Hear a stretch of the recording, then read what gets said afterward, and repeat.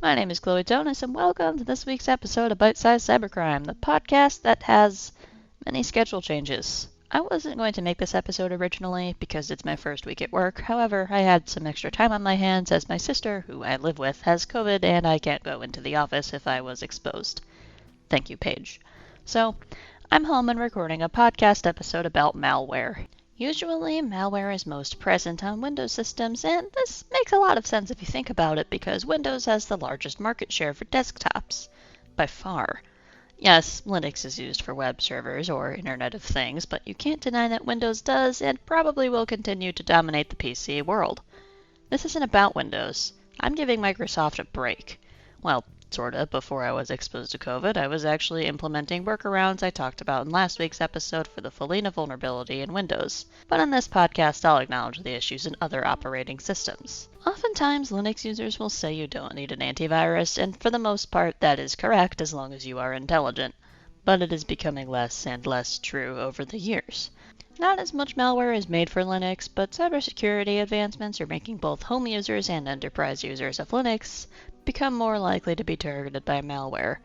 And here is one pretty bad piece of malware that gives a hacker a door into your Linux system, be it your everyday PC or your server, and it's nearly impossible to detect. Symbiote. Just to clarify, Symbiote was not named after the aliens from Spider-Man, it was named after symbiosis, a relationship where two or more species live closely together. And in particular, I believe this was named after parasitism, and we will see why. Symbiote is a clever malware that infects all the running processes that, are running on a Linux system, and it's able to disguise itself pretty well. The virus uses something called BPF, or Berkeley Packet Filter, to sniff data packets. In other words, it observes the data you're sending and receiving. It also is able to use BPF to hide its own communication channels that communicate back to the server that controls it. BPF is used legitimately many times to allow the analysis of network traffic, which can be used for things like troubleshooting. But here, it's not exactly beneficial. I'll elaborate on this soon, trust me, but first we need to get out of the way how this actually works. Symbiote is a shared object library, which is a library that is linked to a program and runs whenever it starts, and Symbiote gets loaded into running processes and gives itself priority over other shared objects, which means it is the first thing to load. And it can use this to hide any processes that it creates that may have strange names, as well as any files that it deploys. So it can show you whatever it wants you to see, rather than what's actually happening on your device. Let's say you're a network admin, suspecting there's malware on your Linux server, and you try to set up a packet capture. A packet capture can be used to catch network traffic at certain points in the network in order to be analyzed. Well, Symbiote can load itself into the inspection software and filter out anything that points to its existence, removing its name and any domains it connects to from any kind of records that you can look up.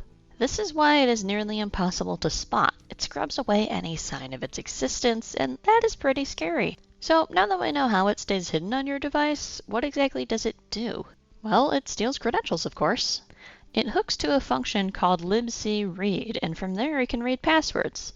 If you log into a service like SSH or Secure Shell, a protocol that allows you to securely connect to a command prompt on a different computer over an unsecure network, it will be able to capture the password you entered. Now, let's say you're that network admin again maintaining your Linux server. You probably have an admin account to maintain it remotely. Maybe from your desk you log into the server via SSH. Well, that password can be snatched and used to access your server from someone who probably does not want to maintain it, rather see what data they're able to access and steal. As with SSH, you can do quite a lot of exploring files. But you can do a lot more than just explore files with SSH. This is essentially a backdoor into the system. With this backdoor, you can make changes to the device, such as injecting more malware like spyware to capture keystrokes, which can also capture different passwords for different websites. And if you're a large corporation, you can browse the files from any users on the network, as well as make changes to their accounts. A backdoor allows you free rein to do basically whatever you want to a system. This malware has been seen in the wild in financial corporations, mostly in South America, but since it's so hard to spot, we're not quite sure how far it reaches or how much data has been stolen using the malware. Symbiote appears to be impersonating major Brazilian banks and targeting customers of those banks. Even if you're not Brazilian, be wary of any email your bank sends and don't click on any links ever. Simply go to your bank's website to confirm details in the email or give them a call. Linux users, you still may be able to detect Symbiote despite how evasive it is. Network telemetry, network monitoring technology that collects data in essentially real time, can be used to spot the infection before the malware is able to hide itself, according to BlackBerry, a cybersecurity firm that first discovered Symbiote. BlackBerry's blog contains a list of all the ports, domains, processes, and files the malware tries to hide from you as a reference for what to look out for if you do this. It is estimated that Symbiote has existed since around November of 2021, but its reach is difficult to track due to its evasiveness, as I mentioned before. Thank you, of course, to BlackBerry, as well as Bleeping Computer, Hacker News, SiliconANGLE, and ZDNet for information on this newly discovered Linux malware.